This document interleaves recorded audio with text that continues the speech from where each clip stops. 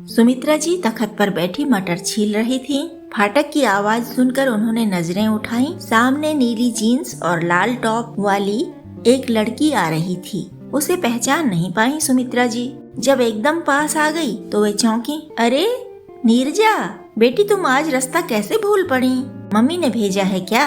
बैठो बैठो, नीरजा ने बैठते हुए कहा। मेरे जैसी उद्दंड लड़की किसी के भेजने से कहीं आती जाती नहीं। अपने मन से आई हूँ आंटी, यूं ही मन किया आपसे मिलने का, बस आ गई। सच में जाने कितने साल बाद आई हूँ। पूजा की शादी में आई थी और एक बार शायद उसके बाद भी आई हूँ। अंकल घर पे हैं क्या आंटी? सुमित्रा जी बोली। ना, घर पर तो नहीं है। 8 बजे से पहले तो घर नहीं आ पाएंगे। तुम्हें काम है कुछ?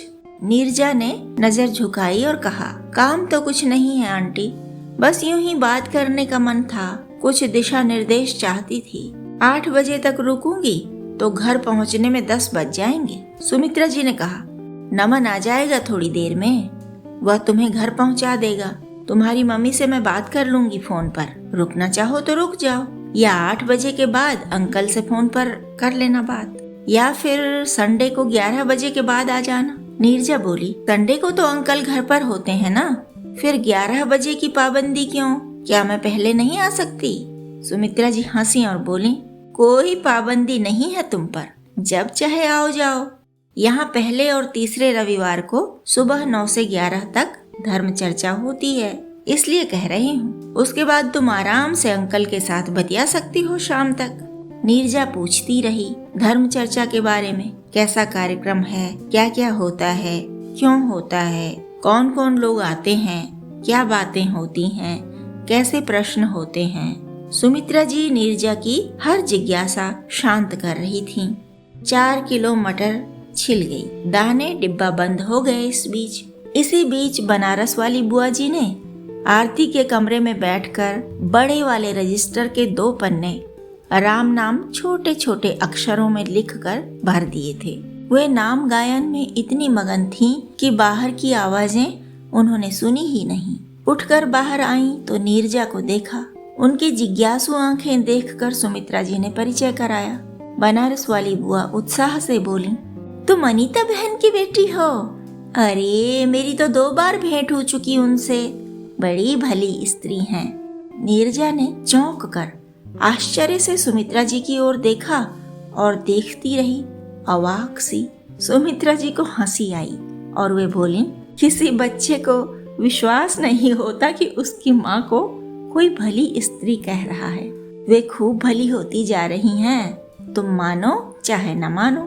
नीरजा ने दबी सी वाणी में कहा, यही तो आश्चर्य की बात है, वे बदल रही हैं। उनके बदलने से मुझ में गिल्ट पैदा हो रहा है आंटी। मुझे लगता है शायद मैं ही बहुत क्रूर बेटी हूँ, शायद मैंने ही बहुत अन्याय कर दिया मम्मी के साथ। सुमित्रा जी नीरजा के सिर पर हाथ फेरने लगीं और बोली, नहीं बेटा, गिल्ट न ग्लानि, दुख न क्षोभ, कुछ मत करो, दूर हटाओ इन नकारात्मक भावों को। तुम एक कर्तव्यनिष्ठ बेटी हो, हमें पता है तुम बहुत सावधानी से घर संभालती हो। बताया था तुम्हारे पापा ने कि किस बारीकी से तुम तोड़ने के लिए तक चीजें खोजती हो माँ की अनुपस्थिति में, किस जोरदार ढंग से तोड़ती हो कोई बेकार चीज। माँ के दिमाग को बिगड़ते देखकर उसे संतुलित करने के लिए घर को सुंदर सुव्यवस्थित रखने के यत्न करती हो। इतनी व्यस्तताओं के बाद भी घर के भविष्य के लिए खूब बचत करती हो, पैसा बर्बाद नहीं करती,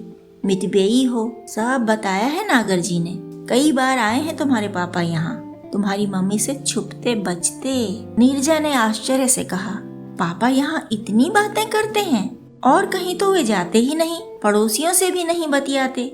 मम्मी घर पर होती हैं तो मुझसे भी नहीं बोलते। डॉल की तरह कहिए या पुतले की तरह सोफे पर या कुर्सी पर बिना हिले डुले बैठे रहते हैं। मम्मी घर से चली जाती है तब हम पापा बेटी खूब बातें करते हैं। मम्मी के घर आते ही फिर चुप लगा जाते हैं। ऐसा है हमारा प्यारा घर। नीरजा ने होंठ टेढ़े किए। नीरजा के टेढ़े होंठों पर एक प्यारी सी चपत रखकर सुमित्रा जी बोली, हर घर में कुछ न कुछ अलग बात तो होती है। अनीता समझने लगी हैं कि उनके कारण उनके अपने ही घर में दुख फैल गया है।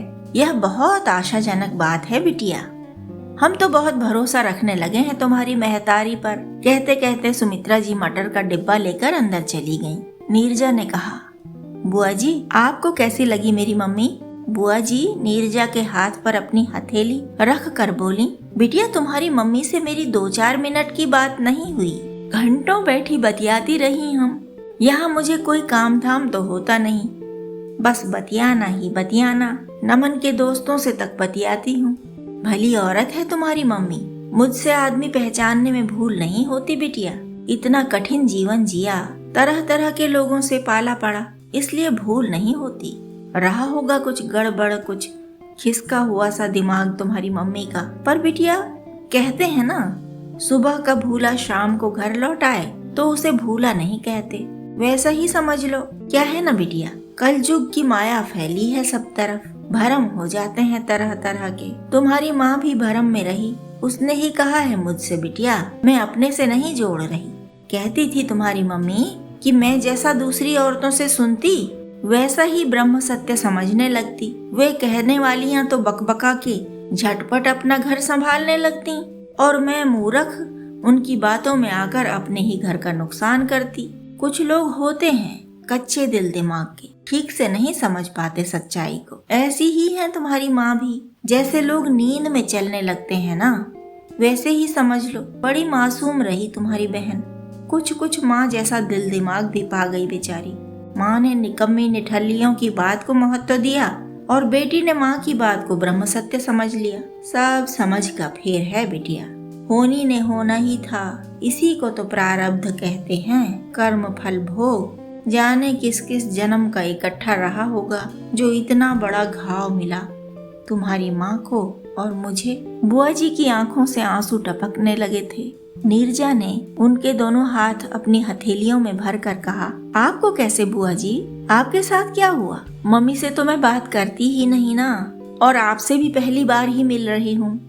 बुआ जी अपनी कहानी सुनाती रही। नीरजा सुनती रही। उसके अंतर्मन में जैसे भूचाल आ रहा था। उफ, इस संसार में कितना दुख है।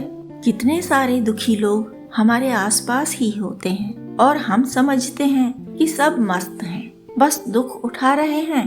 तो हम बहुत कठिनाई से उसने अपनी रुलाई रोकी। बहुत मुश्किल से उसने शब्द बटोरे और बोली, बुआ जी आपका दुख तो हमारे दुख से भी बहुत बड़ा है। मेरे पास मम्मी है, पापा हैं। पापा के पास बेटी है, पत्नी है। मम्मी के पास बेटी है, पति है, लेकिन आपके पास तो कोई भी नहीं। नीरजा की रोकी हुई रुलाई फूट पड़ी। बुआ जी ने उसे बाहों में लिया। कुछ देर वे भी रोती रहीं और फिर संभलती हुई बोली, नहीं बेटिया, मैं अकेली कहाँ हूँ, मेरे पास भी तो तुम हो। और देखो ना, समूचा राम रसायन है मेरे पास। पल भर को कोई अकेला नहीं छोड़ता मुझे। 1 महीना रहने का सोच कर आई थी यहाँ और आए हुए 5वां महीना चल रहा है। अभी भी न मेरा जाने को दिल चाहता, न ये लोग मुझे छोड़ रहे हैं। मेरी समझ में, मेरे जीवन में हर दिन कुछ न कुछ नया जोड़ रहे हैं। जीवन ही बदल गया है बिटिया। पहले मालूम ही नहीं था प्राणायाम किस चिड़िया का नाम है, ध्यान किस खेत की मूली है। अब खूब अच्छे से करने लगी हूँ। गाँव जाऊंगी तो वहाँ दूसरों को भी सिखाऊंगी। खेती पाती है, लोगों से ही करवाती हूँ। अब और भी लोगों से जुड़ सकूंगी, तब कहाँ अकेली रह जाऊंगी। नीरजा ने कहा, आपसे मिलकर सचमुच बहुत अच्छा लगा बुआ जी। पहली बार मैंने अपना दर्द बांटा और पहली बार मुझे इतनी राहत मिली। सुमित्रा जी चाय नाश्ते की ट्रे लेकर आईं और उन्होंने पूछा, नीरजा तुम अंकल को मिलकर जाओगी ना? नीरजा ने कहा, अब जरूरत नहीं है आंटी, मेरा मन बहुत हल्का हो गया है। मैं अगले संडे फिर आऊंगी। कहानी पसंद आई हो तो लाइक करें, सब्सक्राइब करें और दोस्तों के साथ शेयर करें। और हाँ, कमेंट करना और नोटिफिकेशन बेल दबाना ना भूलें।